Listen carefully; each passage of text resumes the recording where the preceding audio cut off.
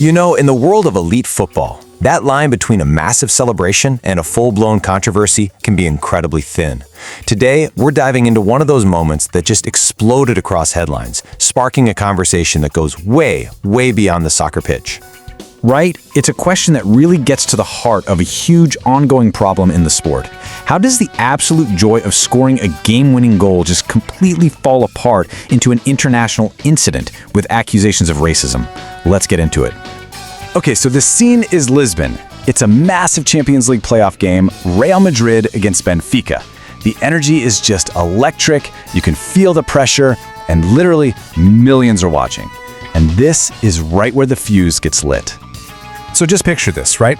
We're almost 50 minutes into a super tense 0-0 deadlock. Then, bam! Vinícius Júnior from Real Madrid breaks through and scores what turns out to be the winning goal.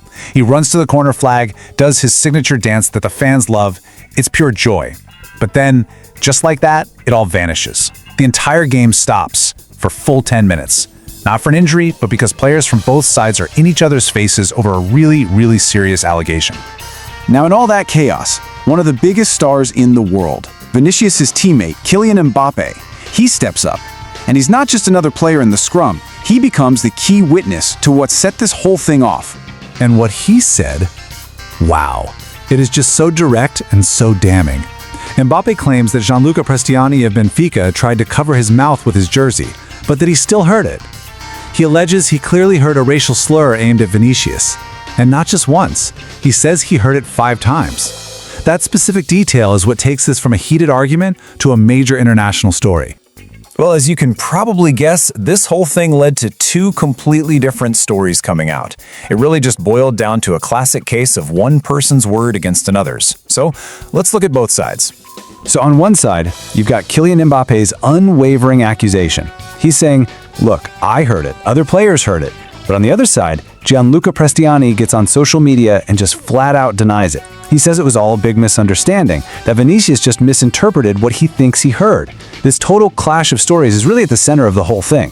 Benfica's defense kind of boiled down to 2 things. 1, the stadium was just way too loud, and 2, the players were too far apart to hear anything clearly. But then, their coach, the legendary José Mourinho, he throws this whole other angle into the mix. He actually shifts the blame away from the alleged slur and points the finger right at Vinicius, calling his celebration a provocation. Mourinho's comment, "celebrate like Pelé," was a direct shot at Vinicius' dancing. It basically implies that there is a right way to celebrate and that Vinicius' expressive, joyful style is somehow wrong. And that idea that a black player's celebration could be seen as a provocation drew a ton of backlash, and fast. But while Mourinho was busy criticizing the celebration, Vinicius' teammate Kylian Mbappe was launching this incredibly powerful and immediate defense. And it wasn't just defending his friend, it was defending his right to celebrate. I mean, the contrast here is just night and day. Mbappe gets on X, which used to be Twitter, and his message is pure solidarity.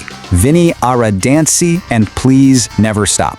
It was a complete rejection of the idea that a player should have to tone down their own joy just so they don't become a target. And he wasn't done, not by a long shot. He went even further, saying that Prestianni, the player at the center of all this, doesn't deserve to play this competition. This was about more than just one game. It was a call for real consequences on one of football's biggest stages. And this is where he really hits the nail on the head, addressing that whole provocation argument. He basically says, okay, has Vini been provocative in his career? Maybe. But then he makes the most important point. Nothing, absolutely nothing, ever justifies racist abuse.